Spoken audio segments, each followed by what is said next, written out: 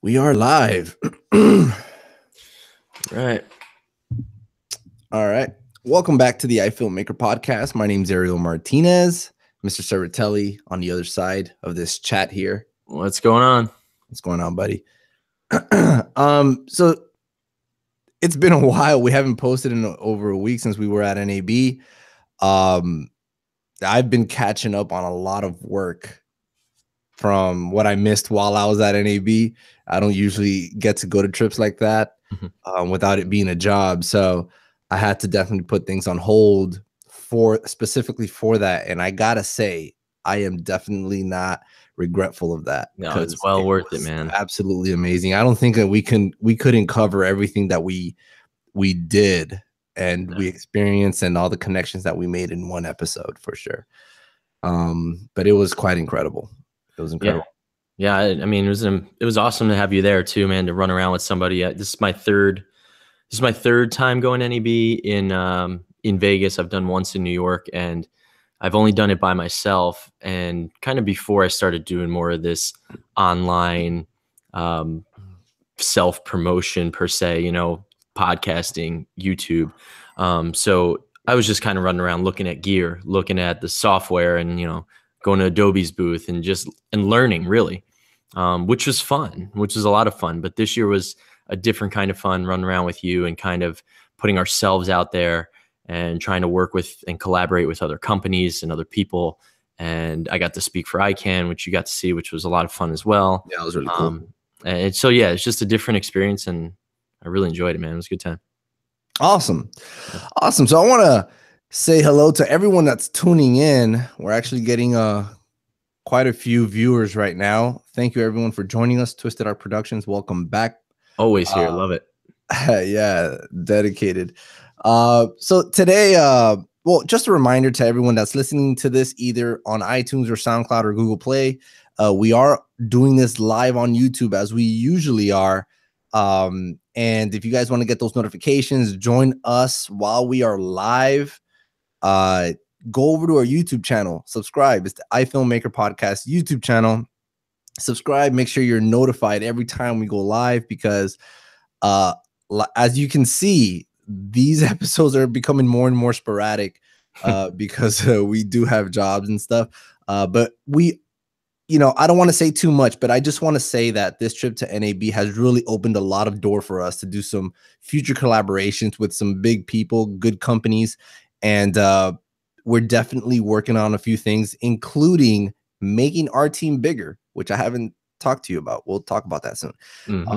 Which expanding our team, expanding our reach, and basically expanding the general content that we're going to be providing whether through a podcast, through the YouTube channel, and everything else. So I don't want to say too much about that because nothing is set in stone, but we are working with different people. We are in connections with them and can't wait for things to continue to move. But anyways, as I was saying, go to our YouTube channel, subscribe, get notified every time we go live, because again, it is sporadic. So thank you, Josh Bailey, Dean Christie, everyone that's tuning in live. Much appreciated. Thanks for tuning in on a Sunday night. So on today's episode, we definitely want to recap a little more of what we had at NAB, more specifically to what really stood out, and kind of discuss that and some potential moves that I may have shifted toward because of these releases. So I think it'll be very interesting to discuss those kinds of things. Yeah, for sure. Let's do it. So the first thing I want to talk about is the Blackmagic's release of the 4K cinema camera, the Raw internal, and my goodness, like I can't say enough about this camera. It seems like they got it right. It seems like they got it right for what it is. Yeah, for what it is, and I just still can't believe that they have it at the price point that they do. So, so more specifically, for those that don't know, Blackmagic released their newest addition to their camera line is the Blackmagic Pocket Cinema Camera 4K, which is the upgrade to the latest Blackmagic camera. A lot of people are making these jokes that it's not even a pocket camera anymore. I think it's just a name. I mean, if you're going technically, it's a little too big for the pocket, but it's still right, small for what it does. That's fine, but the Ursa Mini is not a mini camera either, so there's that. Nobody complains the about Alexa that. Mini, not so mini. Alexa Mini is not so mini either. So, anyways, it's just a name, guys. Get over it. So this camera, just to give a few spec highlights, is doing 4K internal. True DCI 4K, not the regular Ultra HD. It has a native ISO of 25,000. I'm sorry, dual native ISO up to 25,600, which is incredible considering Blackmagic's history of lack of low light performance in their cameras. And we're talking about all their cameras. Josh Bailey says it's not a pretty camera. Guys, get over that. Get over that. I don't think it's that big a deal. It's definitely different. I don't think it's like the ugliest camera ever, but it's still I was able to hold it on the floor. It's still pretty like just as ergonomic as a regular SLR camera. Yeah. I mean, it's a little bigger, so it actually fits your hand better. They're getting so small, like the Sony ones are so small, it doesn't really doesn't fit your hand. You kind of have to like, figure it out. This one actually fits your hand. You know, it looks like a stills camera. It really does, but it's a cinema camera. I wonder if it takes stills. I doubt it, but that'd be cool. But yeah, and Dean Christie says that we're gonna throw a cage on it anyways. I mean, that is always an option for a camera that shoots like this. I would assume you'd want to use it for full-on productions. So that means throwing on monitors, throwing on audio. Like it does have an XLR input, which I got to correct myself on the first. On our last episode, I mentioned that it has a full XLR input, but it seems like it's a mini XLR. It's not the size of a regular XLR input. No, and it just says XLR input. I know, but when I saw it, it's significantly smaller than the regular XLR inputs on the regular camera. Man, I don't remember even seeing it. Honestly, I didn't like study the camera. Unfortunately, I only saw it in the window, like in the what do you call it? Like in the case. I didn't get to touch it. I don't know where you found it, but I know I saw that case, but like to the left, you know where they had the displays and cameras and stuff. They actually it was right there. It was like 2 or 3 of those there. I was able to hold it after you left. I was able to hold on to it and shoot a little bit. 8 megapixel stills. 8 megapixels. Dean Christie says. I assume it's very low megapixels to compensate for the high ISO performance and stuff. Usually the case, but that is that's interesting that the low light performance is that good. I really like the 5-inch touchscreen display. Man, I really think that's cool too. That is a really cool thing. It is a kind of a bummer that it doesn't swivel at all. So now we're going back to the hard, getting those low angle shots, high angle shots, the awkward shots where normally you'd be able to just swivel your screen and see what you're shooting, but it just makes it a little harder, but it's okay. It's still a micro four thirds, so very, very small sensor. 13 stops of dynamic range. Not bad. Not bad. No. Going back to micro four thirds. Yeah. Still a bummer for me, man. Yeah. Still a bummer. Can't get over that. Can't get over it. The purchase of this camera also includes a license to DaVinci Resolve Studio. That's nice. That's pretty cool. All this for $1,300. Yeah. Oh, 3D LUT support.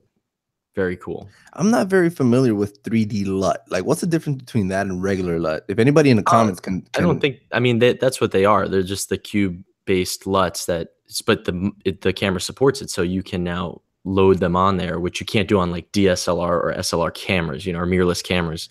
They usually don't support that. But why 3D? Why not just LUT support? I can't tell you the answer to that, but Yeah. everyone that I know are mostly like 3D LUT, like cube files, aren't they? Aren't they considered like quote unquote 3D? I don't know the difference. I guess maybe. You know what? Let's look into that and do another episode unless someone explains it to us right now. For sure. I don't know the difference between. I always see 3D LUT support, so I don't know that there is a difference. I feel like LUTs are 3D. Yeah, I mean, I do. I talking out of my import my own. I import my own custom LUTs onto my Atomos monitor, and I like to use them. I love that. Yeah, I just called it LUT. I've never said 3D LUT, but I guess if it's the same thing, it's the same thing. Right. Instead of a color wheel, it's a color cube. Okay. More accurately. All right, Dean Chris. For accuracy. Okay, cool. So Dean Christie says instead of a color wheel, it's a color cube. Yeah. And so Josh, I guess three-dimensionally, if you move through the colors. Yeah. Maybe that's how it works. Josh Bailey is confirming that it is a mini XLR. Yep. Yeah, that's what I saw, man. It's such a small I don't know why they would put like they just put XLR input.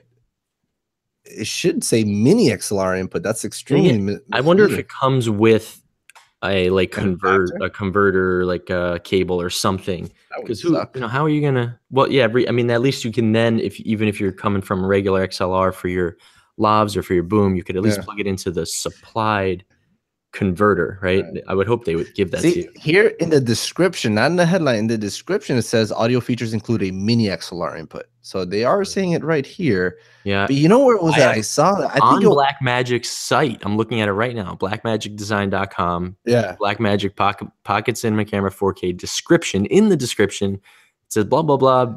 Gets all the way down to it. Built-in microphones. XLR input. Doesn't say mini. Doesn't say mini. Nope, straight up on their site. That's extremely misleading. Yeah, they want to trick you. Get you in there. That's a huge difference, though. It is. But you scroll down to connections and it goes through all of them. It does say 1x mini XLR. But I mean, in the like description that's trying to hook you, it just says XLR input. Right. And it hooks you. So. Yeah, I mean, it sounds very, very attractive when you say XLR. Yeah, not mini XLR, because that usually entails an adapter. Yeah, but I mean, all in all, I like that it's obviously raw recording. Like you have your raw, you have your ProRes, and I gotta say, I'm not very experienced with Blackmagic cameras, but that the menu system is terrific. Yeah, it's terrific. So easy to use, so easy to navigate, and touchscreen, all that. So it's interesting. I mean, I don't want to make a segue yet because we're not done, but this will be a good way to move over to the next topic when we are done. So you said this thing records RAW. It records Cinema DNG. Right. I know it just came out, and I know ProRes RAW just came out. Yeah. So, but I know that Atomos was going around kind of pitching. Yeah. ProRes RAW to everybody because Sony took it, Panasonic took it, and Canon took it. So why did Blackmagic not do this? Why did they come out with a new camera with this new supposedly standard industry of a new RAW, right? Kind of like a RAW Lite per se. They didn't take it on. Very interesting. I don't know what's going on there. Maybe it'll come in a later firmware update.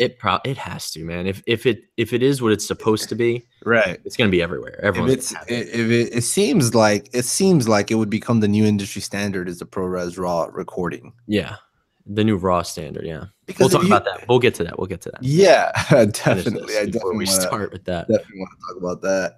Yeah. So I mean, this camera. I mean, it seems like. For some people, it may seem like a no-brainer. Mm-hmm. So I'm looking on the side here.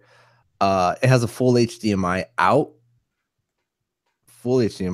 Headphone, microphone input. USB-C, and your standard AC connection there. Man, I gotta say, it looks really, really nice. If you're really into coloring, if you like to get into the nitty gritty with your post production, touching up your image, getting some nice quality, this is a really, really good option of a camera. Not only that, it's the price point that really sets it apart. It's quite ridiculous, I think, that the price is what it is. I think they could have easily priced this at 2,000. Yeah. But yeah. I'm not complaining, but no, it's really low for what it's offering. That's for sure. For what it gives you, it's quite astonishing, I gotta say. They're still working off CFast cards, which is still expensive, more expensive, but I mean, you know, you're capturing the higher quality stuff, so I get that. So I'm laughing at Dean Christie took a shot at Sony. What do you say? Where's this? Said paid firmware update. Oh wait, that's Sony. So that's funny because Sony is just so disappointing right now. Yeah, I definitely have a few words on that and how disappointed we are at Sony right now. I think a lot of people are disappointed. I have some theories. All right, so let's get into that. Yeah, let's do it. See, Dean, you got us going, Dean. You got us going, man. I think it's hilarious. Let me back up a little bit. So there's a FS7, the FS5, A7S Mark II at this point. Let's back up, what, 2 years, right? Is that fair? Let's back up 2 years or so. We have a line FS7, FS5, and A7S Mark II. Mm-hmm. They released the FS7 Mark II. Right. Huge disappointment for current FS7 owners, and especially it's not a disappointing camera. It's a disappointing update for previous owners, right? Absolutely. So like if you're gonna buy it new and not have had one before, it's definitely go for the two. It has a variable ND and a couple of different things. Let me disagree with you there because that price point was completely different. Yeah, well, it was different, but so it was like a couple of things. It's like is it 2,000 more? It's like 2 or 2,500 more, something like that. Is it 10 grand? Because I think the FS7 one when it was released. When it was released. Okay, gotcha. But let's fact check that real quick. Don't quote me. FS7 2, and the difference in right now it's 9,000. I believe when it came out it was 10,000. Somewhere in that spectrum.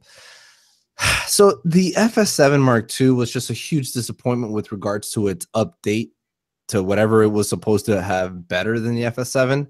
It's just not that much of a difference. Which sounds similar to something else they just released. A little bit, right? But okay, so I'll give Sony the benefit of the doubt. They did not increase the price. Right. So now aspiring FS5 owners can get excited about the FS5 Mark II because you're getting more for the same price. Right. Really. So it doesn't make sense to buy an FS5 when the FS5 Mark II is right there. I couldn't say that about the FS7 Mark II because it's a much higher price. Right. Does that make sense? Yeah, so that's where I'm like, okay. Aside from the black dial for the ND filters, whatever. They were like pumped about that too. Like, you notice what else is different? It's like, come on, man, you change the color of the dial. That's not gonna sell me, bro. So remember that guy? What Mr. Saratelli is referring to is that we went to the Sony booth and we're looking at the FS5. And the guy that's just there, I guess, showcasing it, showing it to us. He's trying to get us excited about the camera, but we're looking at it. I'm like, I really can't see a difference, right? So this is me talking to. And we're just talking physically. Like physically, did they move any buttons or anything like that helps upgrade it? The guy was like, "Well, you will notice something that's different." And we're looking at him like, "No, what's different? The dial is black." We both stayed so quiet. The ND filter dial is now black, which does look nice. It does look but like nice. What? Okay, that's what you changed? It's just someone rewrapping their camera with something cool. Man. It's like, okay, I mean, that's cool. That doesn't do anything for me. Anyway. That's so funny. But I gotta say, in Sony's defense, right now, I think like that if you see it on B&H, I think it's funny. It's like a $1 difference in price from the FS5 to FS5 Mark II, which obviously get the Mark II if you're about to be a camera owner and you're looking into that camera, because you know, for the updates, for example, so FS5 Mark 1, you have to pay $500 for the raw output, and you have to pay $500 for the 120 frames per second. And they're both included now, right? Internal recording. So now in this camera, the continuous recording, right? Continuous recording, and in this camera, they're both included. Also, I believe they did something different to their color science, which apparently they're claiming that it's better for skin tones. I don't know. I haven't tested that out yet. I hope it's true because that would be really nice. And I gotta say, so it's funny because I don't want to segue just yet, but the ProRes Raw has actually made me consider doubling down on the FS5. So we'll get to that in a second. But yeah, it was the only thing that they did good is that they kept the price the same. So okay, all right. If you're an aspiring FS5 owner, I could definitely highly recommend the FS5 Mark II for sure, because for the price, it's a really good camera. So I highly recommend it for current FS5 owners like me and you. And FS5 for me is my main camera right now. Huge disappointment, but ProRes Raw has actually made me reconsider that statement. So anyways, right. I want to get to your theory about the A7S Mark III. Right. But before that, let's go ahead and discuss my initial theories. Yes. And we're going to go ahead and put yours in there as well afterwards. So if you didn't listen to our last podcast, I had a theory as to why Sony did not release two theories. I had two theories as to why Sony did not release the A7S Mark III yet. So theory number one, it's that it was simply not ready.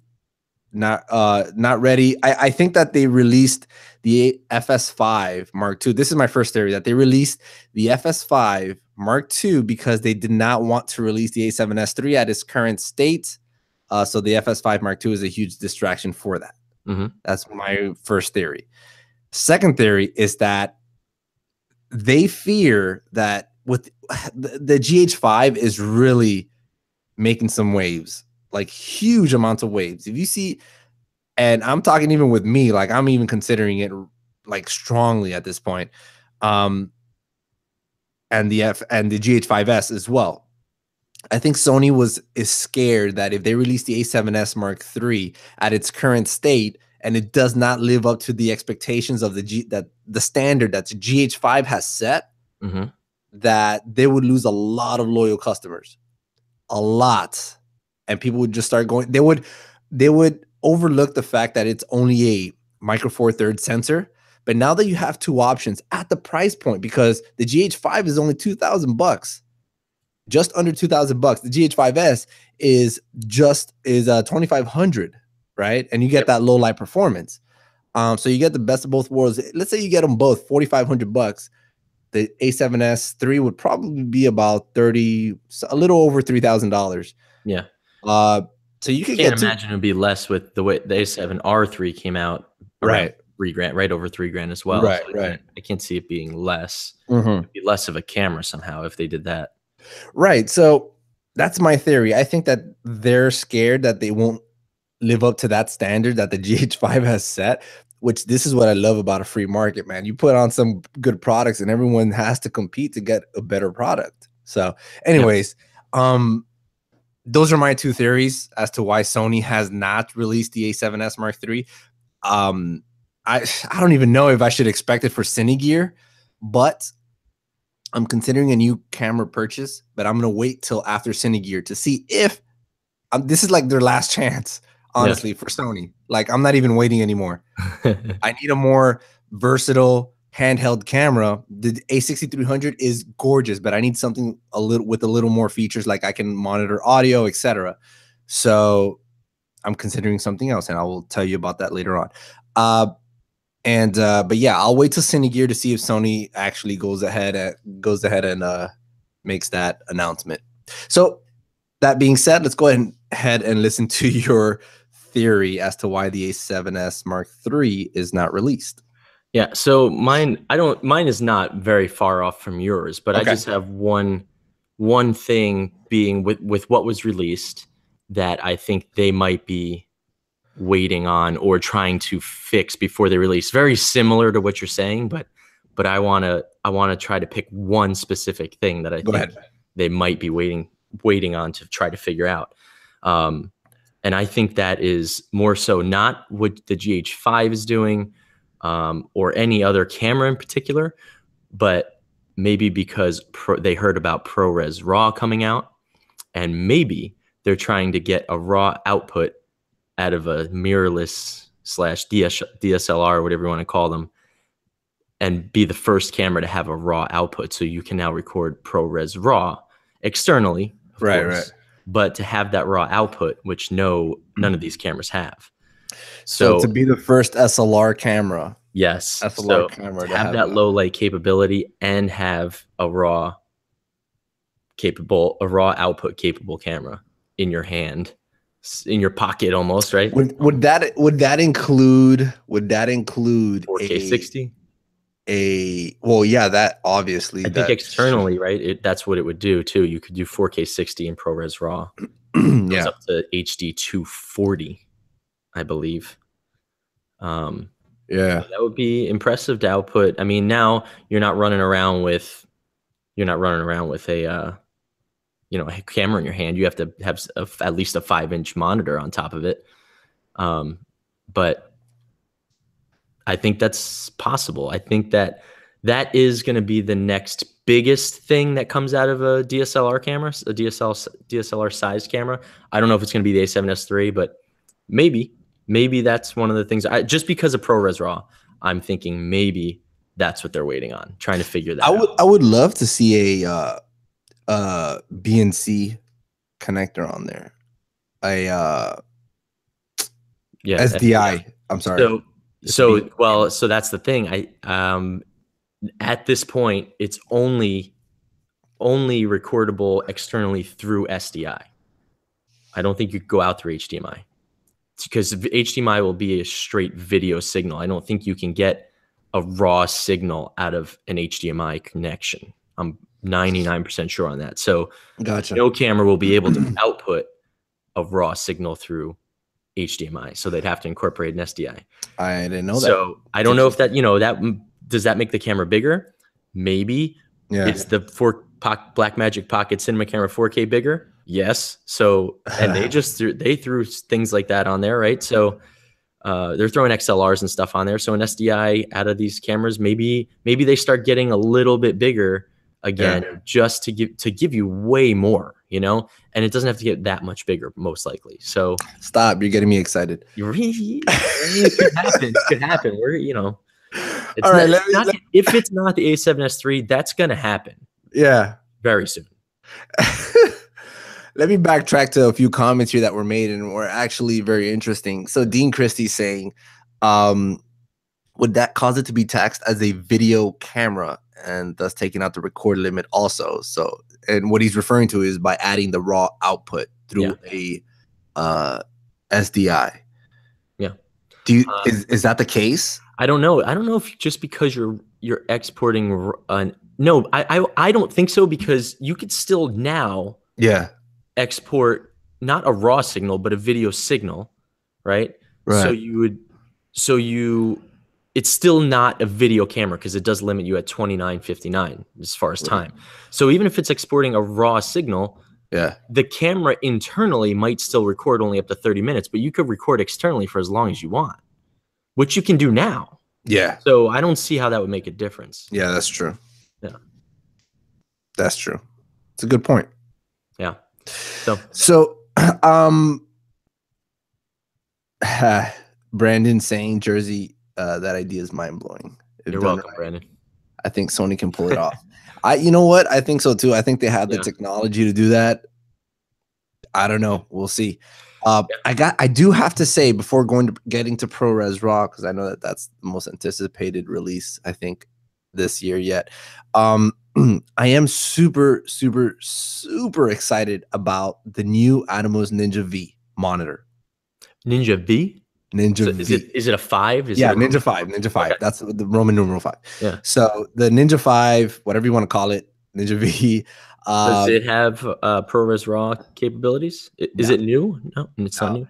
So did you happen to catch that or? I didn't see it. No, that's why I didn't even know when Oh you're saying man, B. I'm that's like, why. I don't even know. So this is a 5-inch The guys, just monitor. so you guys know, there's so much stuff at NAB. This is how, like, I've seen things he hasn't, Ariel hasn't, you've seen That's things I haven't. I mean, we were together most of the time, but like, yeah. if you split up at all, like, you easily could find things Oh and man. the other person wouldn't even know. So So we definitely let didn't me catch tell you. everything So, together. yeah, let me tell you about this monitor. So it's a monitor slash recorder, just from Atomos, and it's a 5-incher.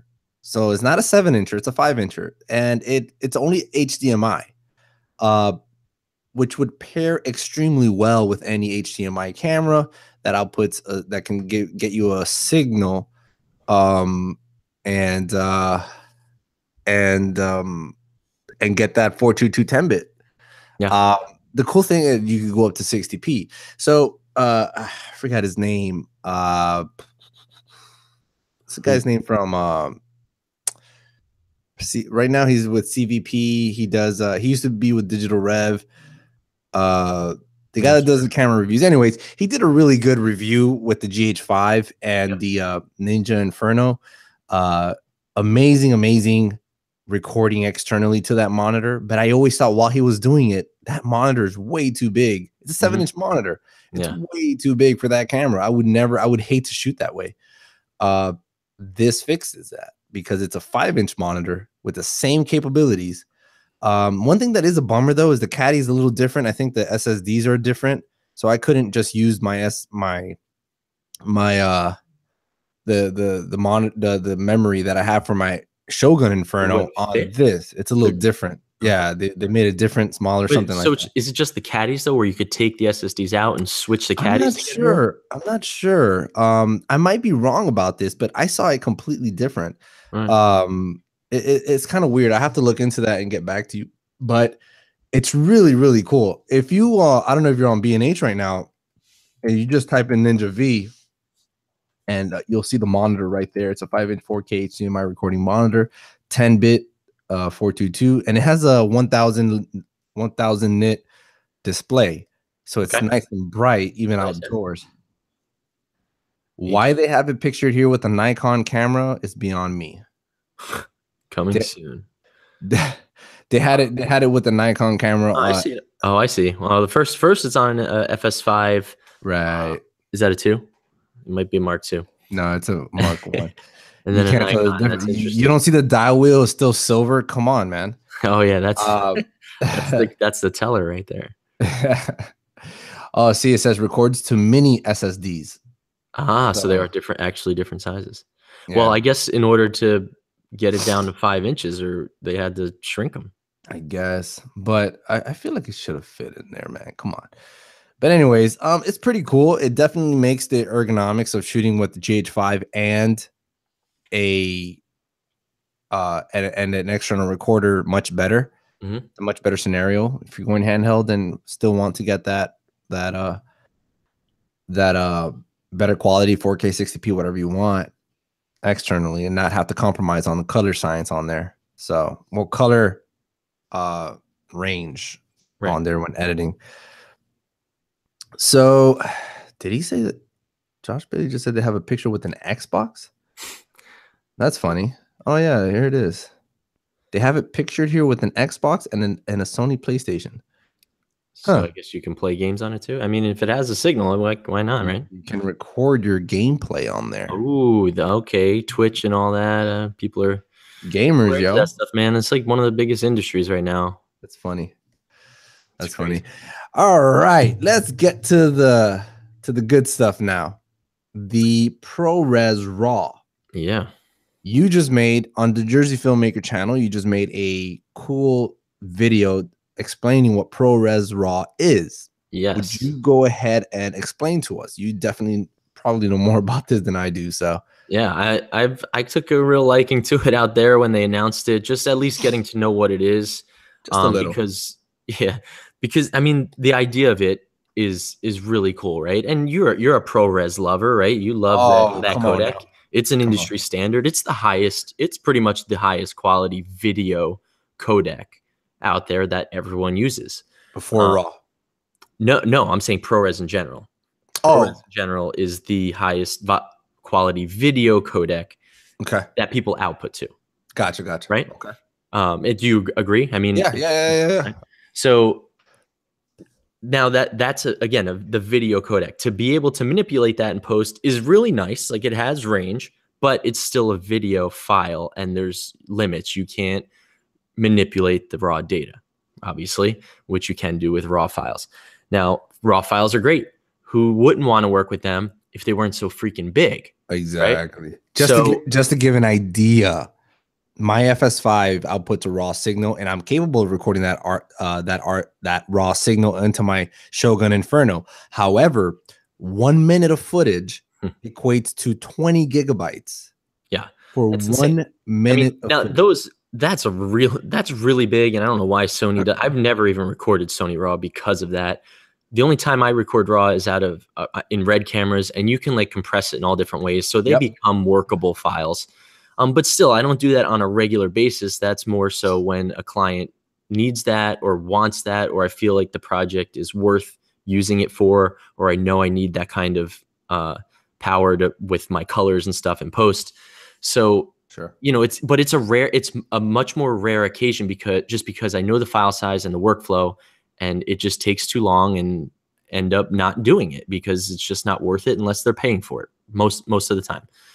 So what ProRes Raw is the performance of ProRes, which we all love, but the flexibility of raw data, right? So it combines the two, but what's so cool about it is that they've somehow managed to shrink the files to like the size of ProRes files. So these raw files are now pretty much, like I said, again, the size of ProRes. So and there's all different ProReses, right? There's 422, there's HQ, there's LT, I think, there's 444. So, you know, I actually have it on paper that I need to go grab just to make sure I have them right. But and then there's two flavors of ProRes Raw. There's ProRes Raw, which is the normal one, and then there's ProRes HQ, which is the higher one.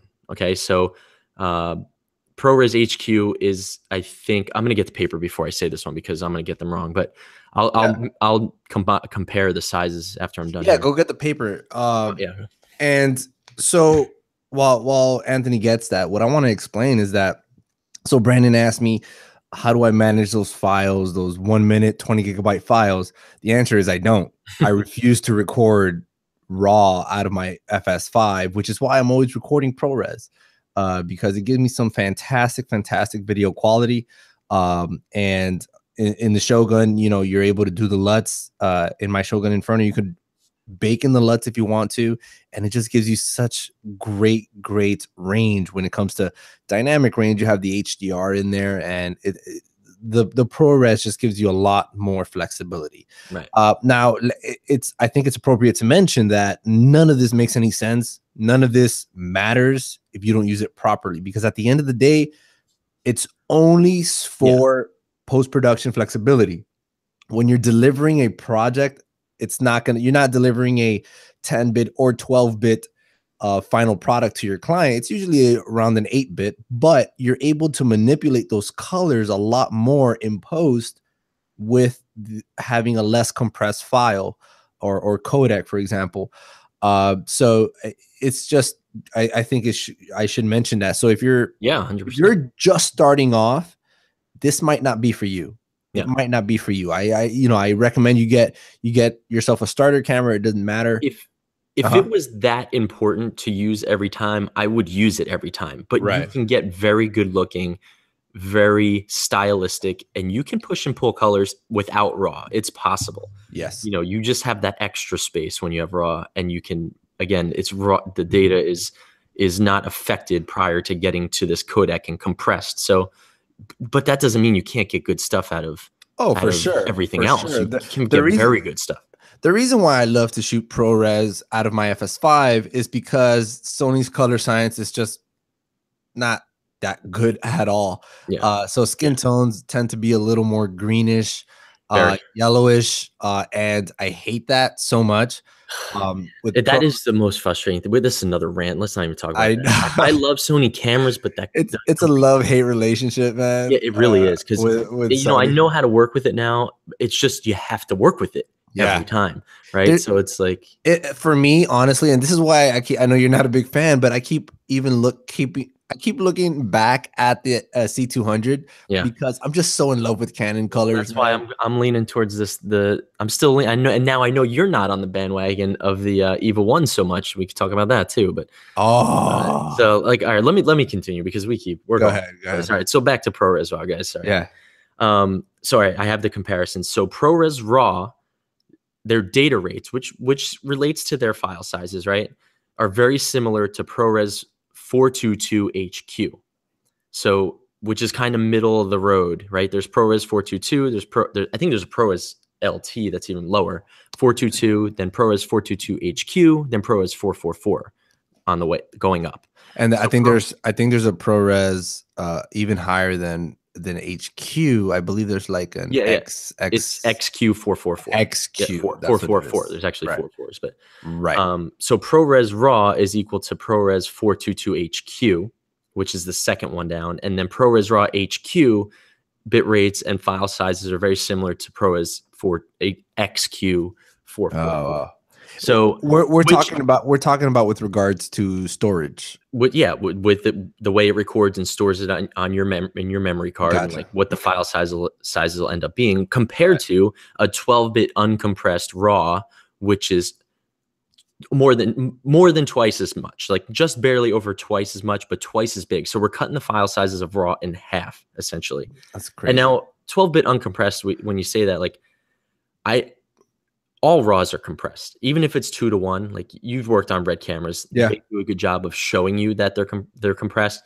But even like cinema DMGs are compressed in some form. No, if we did like raw uncompressed, it's unmanageable. I mean, it's like 800 or 1,000 megabytes per second. Like, it's insane. Like, it bigger than your Sony files, right? So nobody shoots like completely uncompressed RAW. It's just not feasible. So all of them are compressed in some sort of way, which I think is a misconception. But anyways, still half the size of that in ProRes RAW. So what it's doing now is, like, somehow, I don't know science, right? Like these guys do, but it's somehow packing up all of this information into a ProRes codec. But when you get to your computer, you can now unwrap that codec and use the raw data, right? So it's still packing it somehow into some sort of video file form, is how they get it. That's how they get it to be smaller, but you can unpack it when you get into post, which is, again, science. I don't know how that works, but that's what they're doing. Okay. So it's really cool how that's happening, because now we get that raw flexibility. Yeah. Literally like half, if you're going down to ProRes and you're not going ProRes RAW, and not ProRes RAW HQ, you're down to like a third or almost a quarter of the size of a raw file. So, and it's going to vary. It's going to vary based on camera, like each camera's RAW. So if you're going to compare it to something, it's going to vary based on how much you compress it, like with a red camera, if you're going 3:1 compared to 12:1. So yeah, these numbers aren't going to be exact, but we're talking like when they're on the same level, that's the kind of difference we're talking about, which is really, really crazy if this is true. Now, the limitations, right? The limitations at this point, because it's brand new, are it only records to this Inferno and the Sumo. So only Atomos is supporting this, because Atomos teamed up with Apple to do this. Right. So I from what I understand is that they've only licensed it for those two products. I don't know so much that it's a license. I saw somewhere that the processing power of the older products, they'd have to change like the whole workings of them. So they could have offered like a varied version of ProRes RAW, but they were like, we don't want to misconstrue the vision of this product. So that's what this guy had mentioned when he was at the booth, that they only have it licensed for those two products. And you might be right. It might be because I think it's technical reasons they only ended up doing it with Apple through those two products. I'm sure that I would imagine that going forward, anything new they create. That's why I was asking about if the V had it, the Ninja V, but maybe it's not new enough, but I have to imagine that going forward, it needs to have a raw signal to yeah, give you a ProRes RAW the camera file. does. Right. Yeah. So there's only 8 cameras available right now. There are no SLR. No SLRs, maybe the A7S III, but Maybe. not right now. So the Panasonic EVA 1 VariCam LT, the Canon C300, 300 Mark II, the C500, and the C200, I think. I'm not sure about the C200. Sony FS5, FS5 I think Mark it's II, FS7, FS7 Mark II, and FS700. So 700 is not going anywhere, huh? yeah, that's a boss right there. That camera is still very relevant. Yeah. So, but yeah, so you needs an SDI output to get that raw signal. So, there's that issue. So yes, it does have limitations, and at this point, you can only edit it on Final Cut Pro 10 because it's an Apple product, right? But I mean, it's brand new. They created it. That's understandable. Like no one else knows what this thing is yet. But now that it's out there, I'm sure Adobe's going to pick it up ASAP. And I'm sure even Avid or any of these other programs will have it. They have to. I mean, we'll see if I'm still with Adobe when it comes out. Yeah, man, they are struggling. They are struggling right now. That's I get so many crashes right now. That's a whole nother episode right there. Yeah, Adobe, come on, guys. Yeah. You guys are killing me now. So I talk about but like I go into a little more. I draw out some graphs and talk about some more specs on my episode that I put out yesterday. So if you're interested, you go over there to Jersey Filmmaker and check that out. But otherwise, I mean, a lot of what I said is what I say in the video, and it's very interesting. It's interesting if it really will do what it's supposed to do. I'd be excited to work with that, because you can shoot more projects now in a raw format at a much smaller file size. So I'm excited for it, but for me to get even more excited for it, I'd have to buy an Inferno, which I'm sure you'd be happy about for converting me. I'm happy with them. I'm interested. Now you got me. You got me. They got me. Listen, man, for the sole purpose of being able to have that bright monitor out in daylight, that alone makes it worth it, I think. Yeah, I agree. But in addition to having all the other flexible options that they have. So, but I want to shoot ProRes RAW, and I want to do it. I'm sorry. I wanted to shoot ProRes comfortably. Yep. You weren't very keen to ProRes, which is probably why, I understand why you wouldn't go there first. But anyways. Yeah. I mean, for me, I've always happened to find cameras that I like that record what I need internally. So I never ended up pushing it out and carrying around an external recorder all the time. So that's just how my workflow is developed. But I mean, if the only way to get ProRes RAW is going to be externally, I don't have a choice.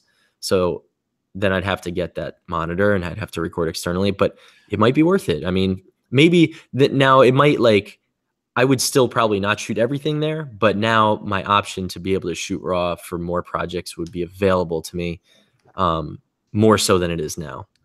And what's cool about it is no matter what camera you're pushing it out of, it's the same type of file, right? So if you're recording Red RAW, you're getting R3Ds. If you're recording a RAW out of a Canon, you're getting Cinema DNG. What do you even get out of a Sony? I don't even know. But it's different. I guarantee you that. It's not. They're all different. All these different types of RAWs that each NLE probably handles differently. At a different, at a different pace, it takes different processing power. So like Final Cut's always going to handle ProRes RAW the best, most likely because it's developed by Apple and that's an Apple product. So it's going to render it probably faster than anything else. That works now. That's how ProRes works now, even so. I mean, Adobe handles it well, but I guarantee you that Apple handles it better or Final Cut handles it better. So anyway, all these cameras now, it doesn't matter what you're pushing it out of, you're going to get the same exact type of file, which is really cool. Because now it could work seamlessly no matter where you're working between, and like all your files can be the same.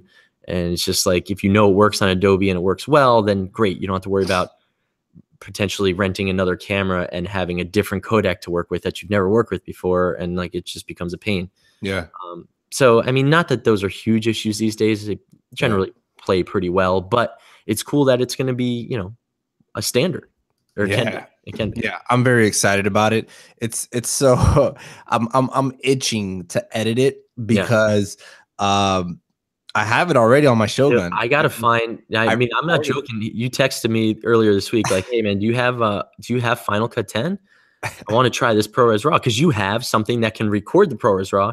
So I'm like, yeah, this would be awesome because he could send me some files. I could test them. I could get him on my Final Cut somehow, and I do have it. When I bought my Raven, I got a license, and I never installed it because I was like, you know what? What do I need Final Cut for? But let me keep it just in case I do need it for, like, someone sends me a project and it's in Final Cut. I didn't think, like, let me keep it because maybe ProRes RAW. That was not my thought. But I'm glad I did. But I put it aside and I don't know where it is. I have to find it. So a $300 license is sitting around somewhere and I cannot find it. I just don't feel like spending $300 just I don't blame you. I would just to see how the footage is. And how nice let me find it and we'll figure it out. But I gotta get on that. I don't know where it is. Everybody start bugging Jersey Filmmaker to find that so we can put out some files. Maybe we'll put out some downloadable files since I can already record it. I can't really do anything with it. That'd be cool. We can just go ahead and put out some, and we can throw on a Dropbox link and have everybody download it and see for themselves. You got a question here from Brandon. You might be able to answer better since you shooting ProRes more. Yeah, so it says, just curious, I shoot a lot of business interview style and promo videos. I see myself doing more documentaries in the future. Also, when do you shoot in ProRes? I always shoot in ProRes. I always shoot in ProRes. So that's a good question. So man, I got to tell you, so I had an issue with this last shoot that I just did. I actually told you about it. I had to do an overnight delivery. And it worked out well. It was a very quick shoot one day, deliver the next day, a 5-minute video. So it was, kind of taxing, but it was a lot of fun. I was shooting everything in ProRes. My mistake was I updated the firmware the day before just to see what this ProRes RAW was about. Something happened that halfway through my shoots was my monitor was not reading my SSDs anymore. I was recording ProRes the entire day. Halfway through the shoot, it just says there's no media, like out of nowhere. And I wasn't recording ProRes RAW. I was just recording regular ProRes like I usually shoot because I know that I can't do anything with RAW right now. But anyways, for me, I have a pretty beefy computer.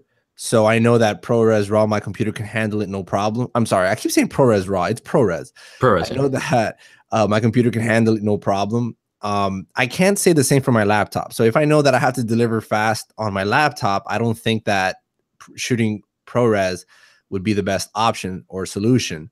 It depends on you really, Brandon, because personally, I love color. And I love to deliver stuff that looks really nice, skin tones on point, all that stuff. So I like to have the flexibility to fix whatever got messed up or what just was not just right in production. I like to fix that in post, and I like to have the ability to have the flexibility. Now, yes, there is a trade-off because it does require more storage, which I'm okay with. I'm okay with that because oftentimes I'm buying new drives for every single different project for every one of my clients. So they're basically paying for the storage. But it does require more processing power. It requires a pretty beefy computer to have a smooth editing experience with ProRes. I think ProRes RAW is probably going to be relatively the same dealing with that, but I don't know for sure. But yeah, I don't deliver ProRes though. My final like I mentioned before, my final deliverables are usually an H.264 file ready for web or wherever they want to put it. Even for a TV, I'm delivering H.264 at a constant bit rate of 50. And again, the purpose of ProRes or ProResRAW or RAW or period anything is to have more flexibility in post to manipulate your image, right? So if I don't like the color of this shirt that I'm wearing, if you're watching us on YouTube, I'm wearing a blue long sleeve shirt. If I think that it's a little too blue and I want to tone that down, I have more flexibility to do that with a less compressed image in post. my skin tones may have come out green or magenta or whatever it is. You have way more flexibility in post to correct that and get it just right. And that's what a less compressed file like ProRes or Raw or ProResRAW or whatever you're recording gives you in post. So I really can't answer when is it good, when is it bad to shoot that way. I shoot that way all the time. Rarely do I ever shoot internally on my FS5 anymore because I've just been so spoiled with the ProRes and how nice those files are and the colors and everything. So yeah, I don't really shoot internal anymore. Actually, I shot a recent project internal, but that's it was like a media day thing. Because your external recorder failed. No, that was actually before. It was actually before. But you didn't have to go internal that day? No, because thankfully I was shooting backup internal already. Okay. So I didn't lose anything. Okay, good.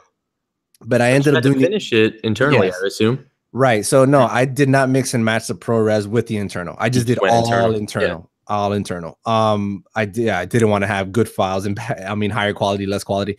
But yeah, I just used all the internal files, and it sucked. It sucked. Really, I could definitely see the difference. I hated it.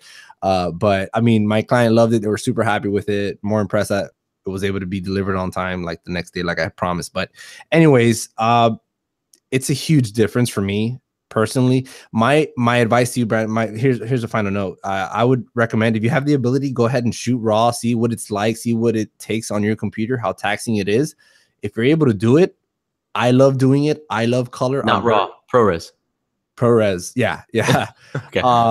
I mean, if you want to do raw, it's up to you, man. But I don't. I would never recommend that off a Sony camera right now.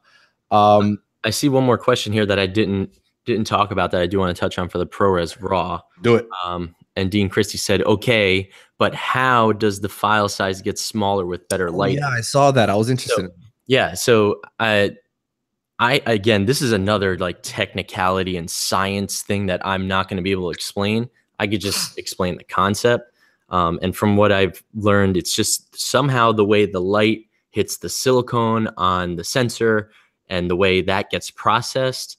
The idea here is, it's weird because it's the exact opposite that we've ever learned, right? The higher quality image you shoot, as far as dimensions and compression, all that stuff, like it just always goes up, right? It always goes up the bigger and better we get.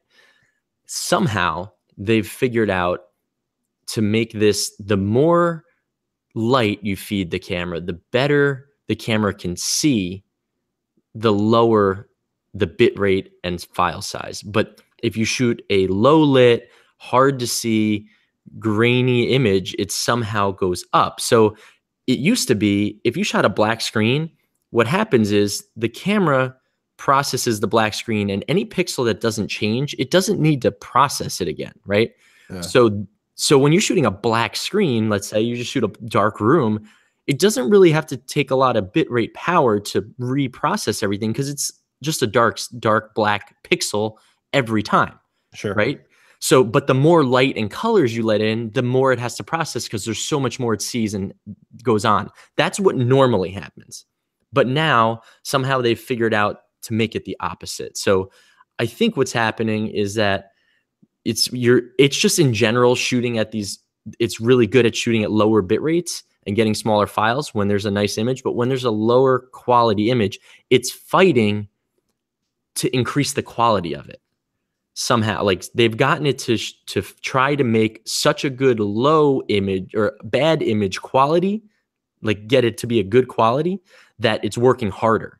That's my like conception of it. I don't know the science, and that is not 100% fact that what I just said. Just from the concept that I understand, that's what I think is happening. But scientifically, I couldn't tell you. I find it interesting that it would still have to work harder even if you have the entire camera on manual, though. You know? So maybe to give you more details in the low lit shadows that you have there, Maybe it does have to work harder I to think it's working grab those harder details. to Maybe grab them and give you a good pixel, you know, right. as opposed to just, oh, it's black and it doesn't matter. Like we can't even see anything. We're just going to, the bit rate just lowers and just stays there because there's Right. nothing to see. So short answer, magic. I like that. Dean Christie says short answer, magic. That is, it really is. It's magic because it's like the complete opposite of anything we've ever seen. So what I want to finish with today is I had mentioned earlier in this episode that it had the ProRes Raw has really has me considering doubling down on the FS5. And I say that because, like I mentioned, for me, color is huge with my work. I love to be able to manipulate colors to bring back the skin tones to its natural state. I can sort of do that with ProRes. I think now, I mean, I have to edit the footage, but if ProRes Raw gives me the same thing, I think that would be a good reason for me to continue to stick with the FS5, because at the end of the day, no matter what camera I get, whether it's the EVA 1 yeah, or anything else, I'm going to want to still shoot ProRes Raw regardless. yeah. Now I don't know how that differs per camera. So obviously I have some research to do. I have to see how each camera differs in ProRes RAW. And I'm talking about a video camera here.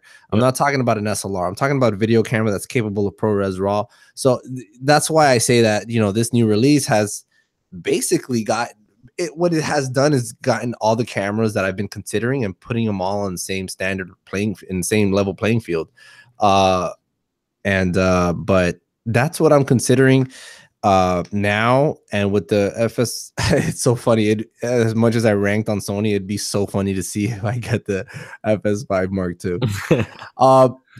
Dean Christie, you're so funny. I know, it's funny. He's asking if I still have the hole in my FS5. Yes, there's a hole still in my damn FS5. He's not fixing it either. I'm not going to fix that. That's ridiculous. I'm not going to pay like $200 for them to just see the hole and tell me whether they can fix it or not. I'm going to predict the future. You're going to buy an FS5 II, then you'll consider sending in your FS5 to get fixed. So then you'll get it back, and you'll have two FS5. But here's the problem: if I knew that they could fix it, I would send it. But they just want you to. They want you to pay just to check it. To check it, I'm not going to pay $200 for you to just check my FS5. Yeah. What I've considered is I would just get the FS5 Mark II. It has the same capabilities with the addition of better internal color, which for me is this crap. I don't care. But I'm going to be shooting external anyways, and have my FS5 as a B cam, as the first FS5 as a regular backup. But the real reason for me to have two video cameras is to have on a conference or whatever it is. Sometimes I'm required to shoot continuously at two different locations. So that is something that's a reason for me to have two video cameras on hand if I ever need to. Those conferences, as boring as they are, they pay so much. Yeah. So you can't say no to that kind of stuff. So yeah. Josh Bailey, I'm on the same page, man. EVA 1, I'm interested in. It's just the part for me that's tough is that I would switch out my FS5 for an EVA 1, but then I don't know what I do for B cam and stuff. I don't want to go to GH5 or 5S. I don't like the micro four thirds thing. I don't know. I'd have to rearrange my whole setup, but I am so interested in the EVA 1 and the dual ISO, just because these Sony cameras, not the Alpha series, these cinema cameras, they don't perform well in low light. So I'd love to have that in a cinema camera, not just on my A7S II. So that interests me. And that's what gets me going about that camera, and I want to test it. I'm gonna do that soon. That's what revs your engine. Yeah, it really does. It really does. So yeah, the GH5 is looking much nicer to me. The GH5S is beautiful, but one thing I can't get past is the lack of internal image stabilization. And with the release of the Ninja V, it's been looking nicer and nicer to me because I can get better quality, because that's one thing the GH5S has over the GH5 is the better image quality and color science that they've implemented on that in that camera. So yeah, the GH5 has been looking really nice. Also, for my quick travel work, the GH5 is actually a camera. I think now they have 400 megabit per second recording internal. Jeez. Is that the GH5? It might. If anybody knows more about that, please. I don't want to misguide anyone. Josh said he got the Varicam and used the EVA 1 as B cam. I mean, yeah, that'd be amazing. I'm not going to go Varicam. I mean, I have 2 Reds, so that's going to kind of be my bigger cinema style raw camera. So the EVA 1 I'm more interested in for my day-to-day stuff, my corporate stuff, which I use my Sonys for. Josh, stop showing off. Yeah, stop showing off, man. No, that's awesome, dude. I wish that's a great setup. I love that idea, but that's not going to happen. So I'm just trying to figure out the EVA 1 situation. So I was correct. So the GH5 does 422 4K recording. This is internal at 400 megabits per second. That's incredible. That's really high. That's high, man. Yeah. The FS5 maxes out at 100, and that's 8-bit. Yeah. So 400, that's ridiculous. That's ridiculous. So that's the reason. Internal 10-bit is just in that size camera is really, that's appealing. It is appealing. I mean, I think I would be able to get over the Micro Four Thirds, but it's just a whole, I don't know, it's just a whole nother game to me now. I got to learn. I don't like not having the space. I really don't like that. Super 35 is like the smallest I want to go. Right, but also consider this is not going to be my main camera all the time. Right, it's going to be my. I'm not hating on you for it. I'm just trying to give my reason. I'm trying to convince myself I don't want it. No, so I've been looking at like the stuff that people have been putting out. It's oh my god, it's gorgeous. It really the image quality is just terrific. But I would definitely get this with a Metabone speed booster. So it does widen out my image. No, yeah. I mean, one, just because I don't have any lenses that would go on it, so I would have to get some sort of adapter, and I would 100% get speed booster. So maybe it gets out to like Super 35 anyways. So. Right, APS-C probably. Yeah, somewhere around there. But yeah, and then I mean HD up to 180 frames per second. Come on, man. Yeah. And so and it has a full HDMI output, so that would pair perfectly well with the Atomos Ninja V. 5-inch monitor. Yeah. Come on now. Am I selling this to anybody or what? All right, man. I think that's a good place to end here. Yeah. Man, there's just so much tech goodness that we can continue to talk on. So long story short, to recap, Blackmagic Pocket Cinema 4K, pretty nice. Sony, disappointed. It's kind of bittersweet. Like we can't get a whole grasp on Sony. I feel like they're gonna come back though. They're gonna win us back soon. You think so? I think so. I'm giving them one more chance with Cinegear. Did you see that screen that they had up there, man? They know what they're doing. Oh my god, I've never seen. Guys, they had like a 30-foot. Oh my screen god. up with these I mean, it had to be. It looked like a 12K. Can you imagine a 30-foot screen, giant screen, where you do not see eye level too? It wasn't like, it's not like it's posted up like in a stadium, you know, and there's a big screen. Yeah, it was right in front of you, right there. Level, ground level, crystal clear. I mean, crystal clear. And imagine you don't see any pixels. Yeah, you can walk up to that screen and you don't see pixels. You don't see pixels. You don't see the lines. Because those were panels. It wasn't one. Those are panels, and you don't see any of the creases. Nothing, man. It was a really impressive screen, and I don't know if it was a Sony product or not, but what they were displaying on it off their cameras, was nice, really nice. So their cameras are good. Their cameras are good. Just gotta know what you're doing in post.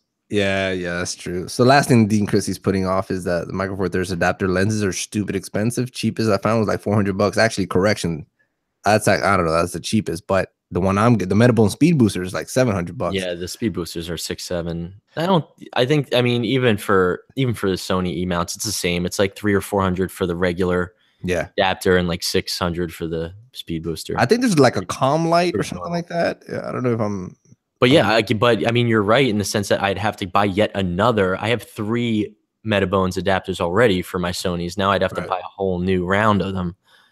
So yeah, that sucks. See, this is the reason why I decided a while back I'm not gonna get Sony specific lenses. Yeah, it's for this reason, because if I ever want to go away from Sony, I'm not. Yeah, it is cheaper to buy an adapter than to buy a whole new lenses. So yeah, I did the same thing. I went EF Canon, everything because I started with Canon. Yeah. Now it's just that's where I'm still at. So I just keep them at EF, so that way it's just adapters, and it makes it easier because I can use all the same lenses. So with that, man, we're never gonna stop here. I want to thank everybody for watching that tuned in live. We had quite an audience on this episode. Thank you guys for coming and being involved in our conversation and letting us know what you really think, asking your questions so that we can discuss it right here on the show.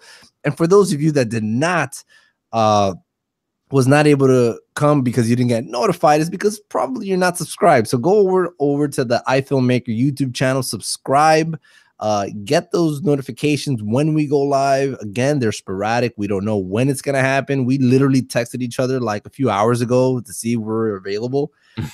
So it's very sporadic, guys. So Brandon, yes, we're fine. We're happy you were able to join us on this episode of the iFilmmaker podcast. And thanks to Jersey Filmmaker once again for being with us. Go over to his channel, Jersey Filmmaker on YouTube, and check out that one video he made, ProResRAW. Subscribe there as well.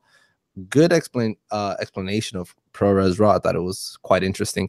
And so anyways, with that, I just want to make sure you guys are aware that we're also on YouTube. We're on Instagram, iFilmmaker Podcast, ArielMartinez.tv, and Jersey Filmmaker, all on Instagram. And super exciting things coming up. So stay tuned for that. And we're going to continue to try and put out these episodes for sure at a more frequent base. So yeah, so long as we're able to do so and we're not like swamped with work, but love that you guys were here with us. Mr. Cervitelli, it was a pleasure on this one. Yeah, man, it's fun. Catch you guys on the next one. Later.